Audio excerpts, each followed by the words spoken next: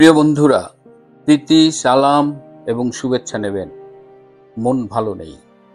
আজ থেকে ১৬-১৭ বছর আগে সিডনিতে আমার একটা ছেলের সাথে পরিচয় ছিল। ওর নাম সুমন তুরহান। অসাধারণ কবিতা লিখত ছেলেটা। ওর একটা কবিতার বই ছিল, যদি নামটা যতদূর মনে পড়ে, ঝরা সময়ের গান। ছেলেটি বাংলাদেশের মৌলভীবাজার থেকে সিডনি এসেছিল।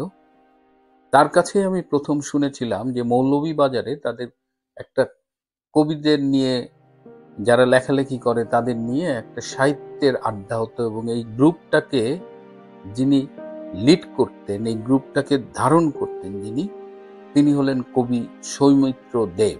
তার কাছেই প্রথম আমি সৌমিত্র দেবের নাম শুনেছিলাম। সৌমিত্র দেব তখন ঢাকায় সাংবাদিকতা করেন, সম্ভবত মানব জমিনে তখন ছিলেন অথবা পদত্যাগ করবেন, এরকম একটা অবস্থায়। তো আমি ঢাকায় গেলাম। সুমনই বলে দিয়েছিল যে মিল্টন ভাই ঢাকায় গেলে সৌমিত্র দার সাথে কথা বলবেন। ঢাকায় গিয়ে দেখা করলাম। অসাধারণ একজন মানুষ, চরম আড্ডাবাজ, এবং সবচেয়ে বড় কথা হলো একজন কবি, একজন নিবেদিত সাহিত্যের সংগঠক বলা যায়। বাংলাদেশের মফস্বল শহরগুলোতে এরকম খুঁজলে প্রতি শহরেই একজন দুজন করে মানুষ পাওয়া যাবে, যারা এই সাহিত্য সংগঠক হিসেবে একপাল কবি, শিল্পী, সাহিত্যিক তাদের নিয়ে আড্ডা দেয়, সংগঠন করে। তো সৌমিত্র দেব সেরকম একজন মানুষ ছিল। কিন্তু আমার একটা ব্যাপার আছে, যাদের আমার ভালো লাগে তাদের সাথে আমার সম্পর্কটা খুব দ্রুত সময়ে এত গাঢ় হয়ে যায়।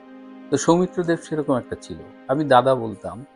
তো আমরা দুজন ঢাকায় ঘুরে বেড়াতাম। তিনি আমাকে একদিন বনানীতে নিয়ে গেলেন, একজন খুব বাংলাদেশের খুব বিখ্যাত নারী চিত্রশিল্পী, তার স্টুডিওতে নিয়ে গেলেন। বনানীতে তিনি ছবি আঁকেন, এবং দেখলাম যে সৌমিত্র দাকে খুবই সমীহ করেন, খুব শ্রদ্ধা করেন। তো সেই শিল্পীর সাথে আমার তখন ফেসবুক চালু হয়েছে বোধহয়, তো সেই শিল্পীর সাথে আমার আজও পরিচয় আছে। এর মধ্যে গত ৫ই আগস্ট বাংলাদেশে এত ওলট পালট হলো। দাদার সাথে আমার অল্প যোগাযোগ ছিল। তিনি মানবজমিন ছেড়েছেন, তিনি রেড টাইমস নামে একটা অনলাইন পোর্টাল করেছেন, মানে একেবারে বোহেমিয়ান কবি যাকে বলে। এর মধ্যে বিয়ে করেছেন দাদা, একটি ছেলেও আছে তার। তো সব খবরগুলো পাই ফেসবুকের কল্যাণে। এর মধ্যে ৫ই আগস্টের এই এই যে সরকার পরিবর্তন হলো এবং বাংলাদেশে যে একটা পাকিস্তানি ভাবধারা জঙ্গি সরকার প্রতিষ্ঠিত হলো, এর বিরুদ্ধে হাতে গোনা যে কয়জন একদম বাংলাদেশে মাঠে থেকে প্রতিবাদ করেছে, তার মধ্যে সৌমিত্র দা একজন। যেমন এই যে এই জঙ্গি সর্দার স্বৈরাচারী ইনুজ ক্ষমতায় এসেই 15ই আগস্ট জাতীয় শোক দিবস বাতিল করলেন। ৭ই মার্চ, ঐতিহাসিক ৭ই মার্চের এই দিবসটি বাতিল করলেন। তো এর প্রতিবাদে এই কয়েকজন শিল্পী সাহিত্যিক এরা প্রেস ক্লাবের সামনে গত 19শে অক্টোবর দাঁড়িয়েছিলেন, প্রতিবাদ করেছিলেন। সৌমিত্র দাস সেখানেও ছিলেন। তারপরে দেখলাম যে প্রায় সেখানে 15-20 জন সন্ত্রাসী এসে যারা প্রতিবাদ করছিলেন তাদের প্রচণ্ডভাবে মারধর করেছে।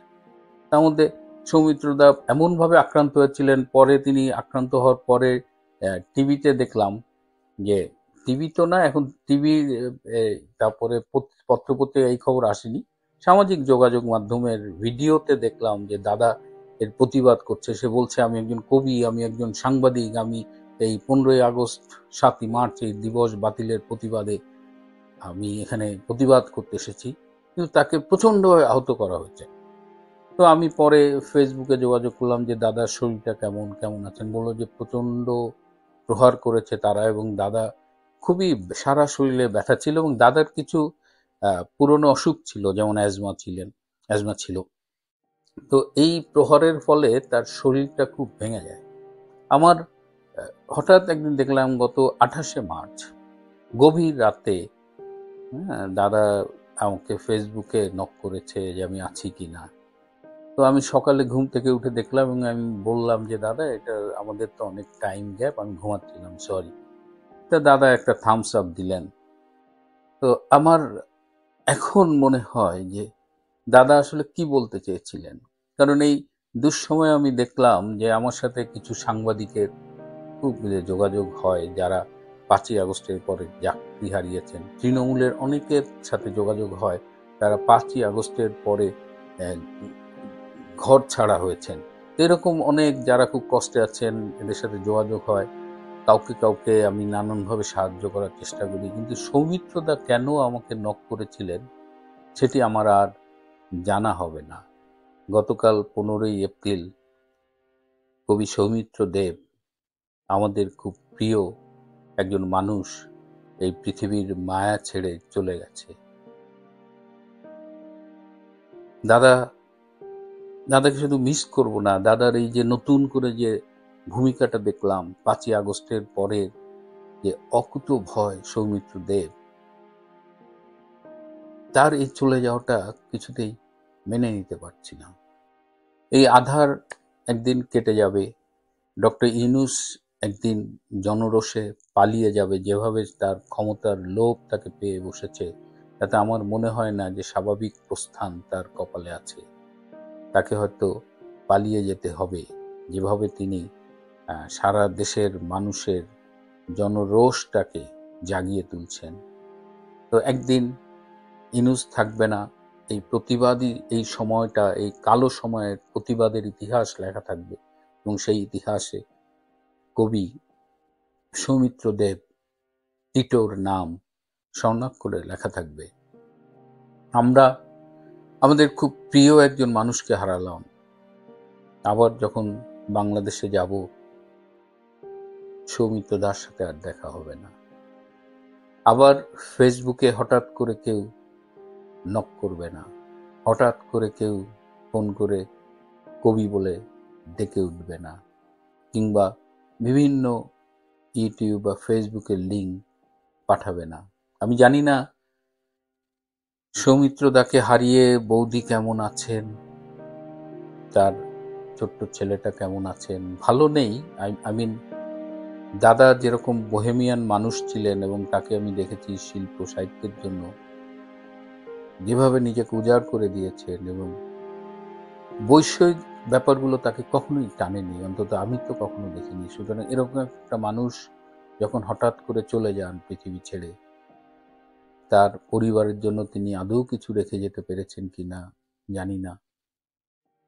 তবুও আমরা বিশ্বাস করি সৌমিত্র দা যে প্রতিবাদের সূচনা করে গিয়েছিলেন, তার এই সংগ্রাম আরো এগিয়ে নিয়ে যাব আমরা, এবং নিশ্চয়ই তার পরিবার, যদি প্রয়োজন হয় বৌদি এবং তার সন্তানের পাশে কেউ না কেউ দাঁড়াবে, বা আমরা যদি জানতে পারি তাহলে হয়তো আমরা সবাই মিলে কিছু করব। সৌমিত্র দেব, কবি সৌমিত্র দেব, আপনার আত্মার শান্তির জন্য সৃষ্টিকর্তার কাছে প্রার্থনা করি। আপনি যেখানেই থাকুন ভালো থাকবেন। কবিদের মৃত্যু হয় না, কবিদের মৃত্যু নেই। এই প্রস্থান এটি সাময়িক একটি ব্যাপার। আপনি বেঁচে থাকবেন পাঠকের হৃদয়ে, আপনি বেঁচে থাকবেন আমাদের বুকের গভীরে, আপনি বেঁচে থাকবেন বাংলাদেশের প্রতিবাদী ইতিহাসের পাতায়। বিদায় কবি সৌমিত্র দেব, বিদায়।